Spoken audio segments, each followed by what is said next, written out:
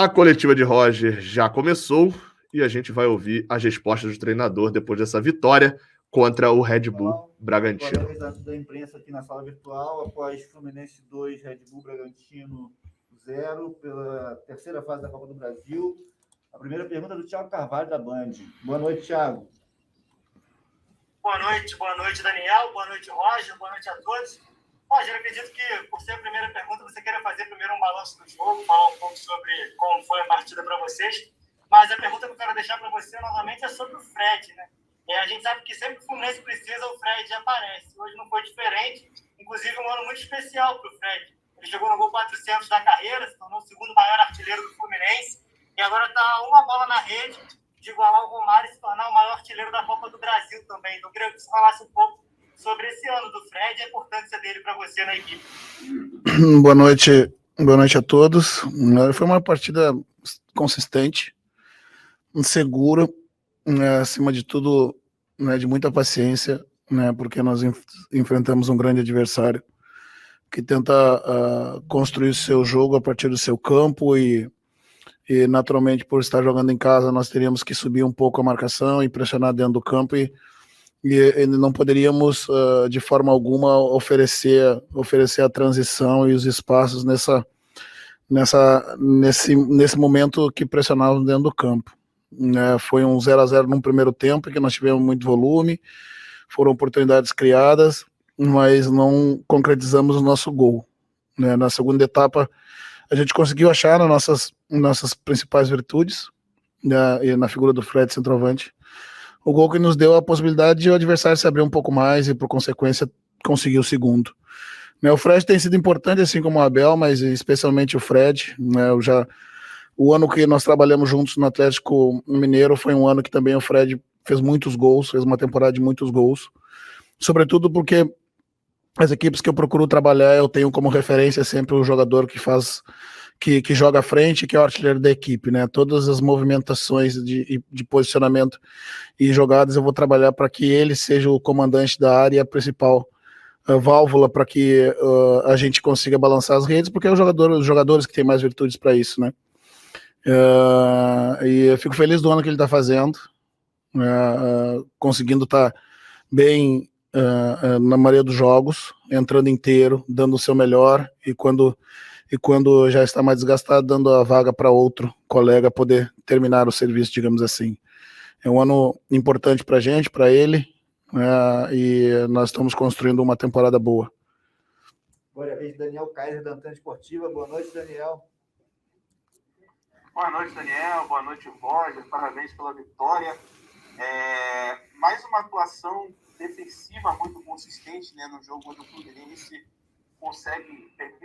cede muito poucas chances ao adversário, assim como foi na partida contra o São Paulo. Mais uma vez, não sofre gols e bastante eficiente lá na frente, Mas acho que foi chave, principalmente na virada do primeiro para o segundo tempo, quando você falou que o Fluminense conseguiu encaixar, mas não estava encaixando, e que você conseguiu encaixar melhor nesse segundo tempo. E aí eu queria que você comentasse esses dois pontos. Tanto, mais uma vez, uma partida defensiva muito consistente e o crescimento na eficiência no segundo tempo. Sobretudo, as orientações de intervalo foram no sentido de buscar um equilíbrio maior no setor de meio campo, ali com uma cobertura dos nossos pontas, quando a gente saltava um dos nossos médios para marcar pressão dentro do campo, e o Elinho flutuava as costas para buscar esse espaço, justamente da saída do médio da linha, equilibrar um pouco mais ali entre de um lado quando saltava Iago, Martinelli e o Biel, fechando as costas para impedir que esse passe pudesse entrar e gerasse dúvida em quem deveria sair. Mas, sobretudo, no primeiro tempo, quando a gente conseguiu roubar essas bolas dentro do campo de ataque, saltando nossos médios para dentro do campo, a gente queria definir o passe de profundidade logo no primeiro momento. Muitas vezes devolvíamos para o adversário, e a gente trabalhou essa inversão de corredor para entrar pelo lado contrário da onde a gente retomava essa bola. Então esse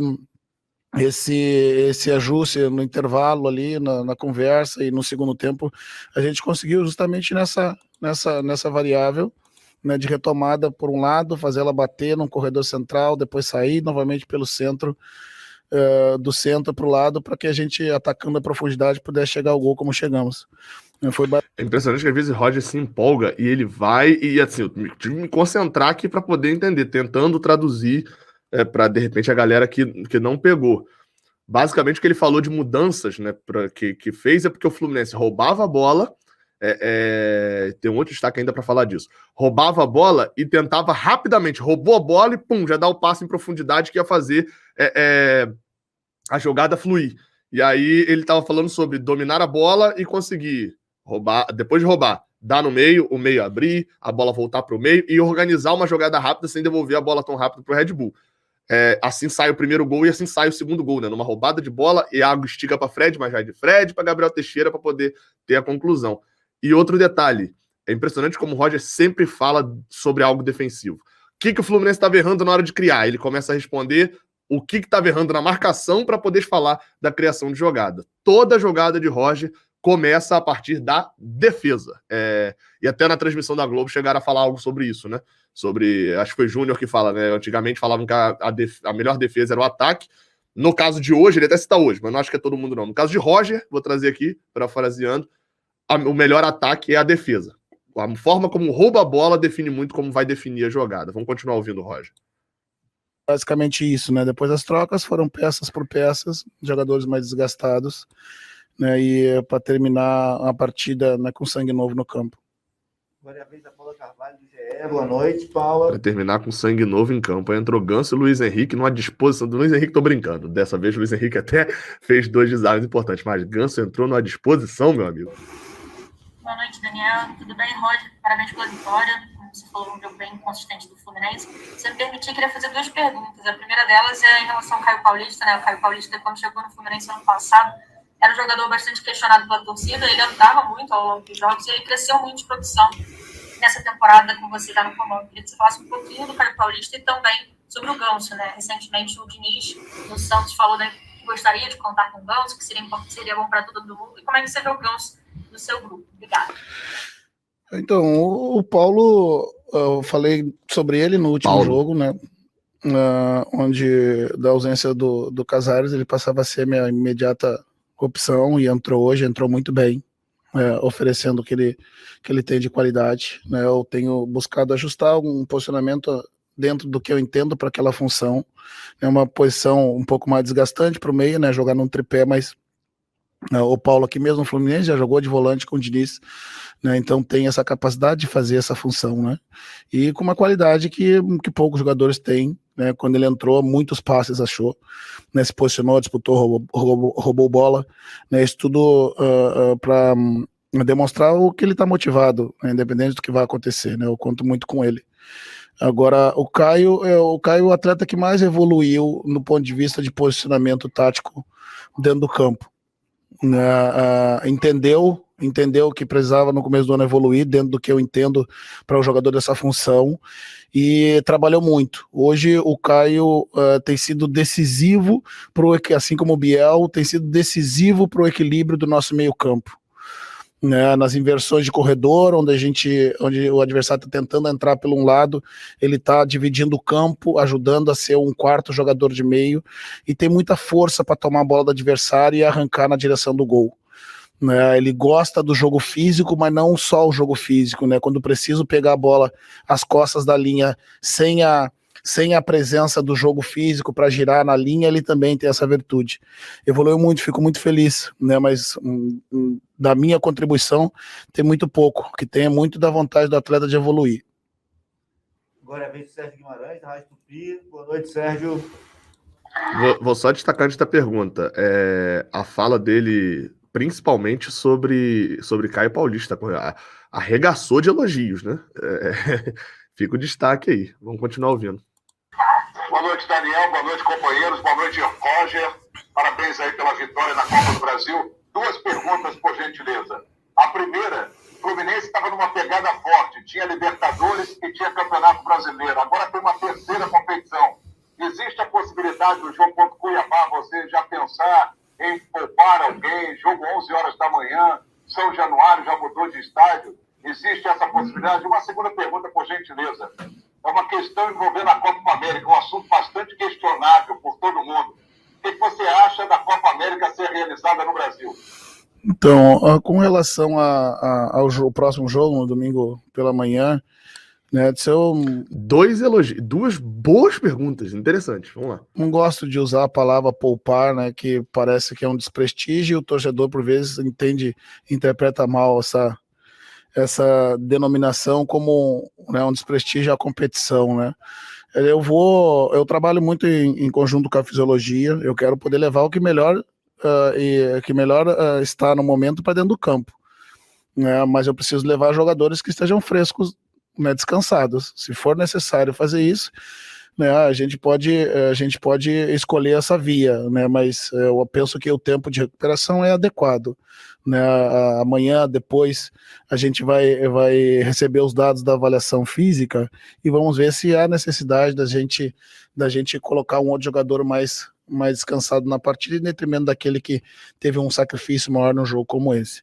Com relação à Copa América, eu tenho ouvido muito falar, né, que em algum momento, né, sobre a realização dela no Brasil, né, se fala né, de hipocrisia sobre, né, por que se pode um e não se pode outros, né, à medida que o Campeonato Brasileiro, as outras competições estão se disputando, né, assim como a vacina, quanto mais gente se vacinar, melhor, mais se controla a pandemia, quanto menos eventos houverem a ver, né, dentro do país com estrangeiros, com pessoas de fora podendo trazer variáveis diferentes, a gente não deve ser autorizado. A minha opinião é que deveria se cancelar, né, se permitir que faça-se no outro momento. A Copa América tem a todo momento, acabou de ter agora recente há 2 anos. Né, então não se trata para mim de hipocrisia, né, se trata de, né, se está se realizando essas competições nesse momento, que na minha opinião, Copa do Brasil, Libertadores, Campeonato Brasileiro, já se devia repensar, né, agregar mais uma competição, eu acho que não é nada saudável, né, para o momento que nós vivemos. Para encerrar, é a vez de João Gurgel, de Corações Tricolores. Boa noite, João. Boa noite, Daniel. Boa noite aos colegas. Boa noite, Roger. Roger, primeiramente, parabéns pela vitória. Mais um jogo muito bom no Fluminense. E hoje eu queria falar da dupla Iago e Martinelli, né? Novamente, hoje a dupla jogou muito bem. Antes do jogo, quando o River fez o Fluminense venceu fora de casa, a gente vinha comentando que eles pareciam que estavam muito se entendendo, né? Estava faltando ainda um pouco daquele Martinelli da temporada passada e tal, mas parece que nos últimos jogos a coisa mudou. O que você mexeu no posicionamento ofensivo e defensivo para que ambos tivessem esse aumento gigante que a gente vê nas últimas partidas, Roger? Então, gente, que quando você tem pelos lados do campo jogadores com um pouco mais de pressão na retomada da bola, né, que o meu volante não precise todo momento sair do corredor central, né, para fazer coberturas laterais, sobra energia para que ele faça o box to box, que se fala há muito tempo, que é o que se fazia o nosso jogador, que era o 8, que entrava para dentro do campo e muitas vezes na maioria das vezes empurrava o 10 para dentro da área. Né? Então esse equilíbrio, né, de corredor lateral que nos proporcionou que tanto o Martinelli quanto o Iago possam entrar para dentro do campo e jogar. Né, agora, claro, também tem a sensível diferença quando você adota essa postura com 3 médios, né? Um dos médios sendo o meia, que é o Nenê, ou o Paulo Henrique. O sistema proporciona outros tipos de combinação de jogadas. Né? À medida que eu tenho um volante centralizado, tenho 2 à frente, né? Então eu consigo colocar mais gente do lado da bola, em parceria com o lateral, eu tenho um lateral, tenho um ponta, eu tenho um centroavante caindo, trancando o zagueiro, eu tenho esse médio entrando para dentro do campo. As combinações mudam, né? Então o sistema também permite, né? Mas a característica dos jogadores do lado, né, ajuda nesse novo momento, sobretudo ofensivo desses jogadores. Boa noite, Roger. Obrigado. Atribuiu. Boa noite, Eita, boa noite, Roger. Atribuiu, então, a saída a melhora até de Iago e de Martinelli, a entrada dos 2 pontas. Vou concordar com o Roger nesse ponto e vou acrescentar algo que quem assistiu a análise pode ter sentido falta, que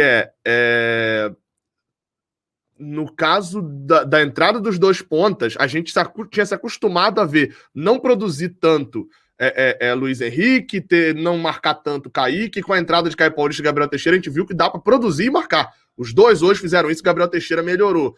Agora, em relação ao meio ataque, a gente viu com o Abel Hernandes jogando no lugar de Fred, vou até voltar aqui para a tela, tirar a roda, viu com o Abel Hernandes jogando no lugar de Fred, que pode ter mais movimentação, só que a gente ainda não viu ninguém jogando no lugar de Nenê com mais movimentação do que Nenê tem. Isso é péssimo. Abel no lugar de Fred, então é para Abel ser titular? Não, Fred mete gol direto, Fred meteu gol hoje de novo, então Fred se garante nos gols e não na movimentação, ele garante a movimentação dele no senso artilheiro dele. Agora, em relação a Nenê, qual que é o principal problema para Nenê não ser sacado do time até agora, apesar de a gente ter normalizado a pouca movimentação ofensiva? Casares e Ganso também não tem essa movimentação. Então, ou o Roger vai ter que desmontar a ponta com o Gabriel Teixeira para poder trazer ele para o meio e botar mais movimentação pelo meio, ou a gente vai ter problemas com essa marcação na frente. Problemas que até agora estão administráveis, mas talvez para o futuro sejam problemas de ter essa marcação começando com Fred e Nenê.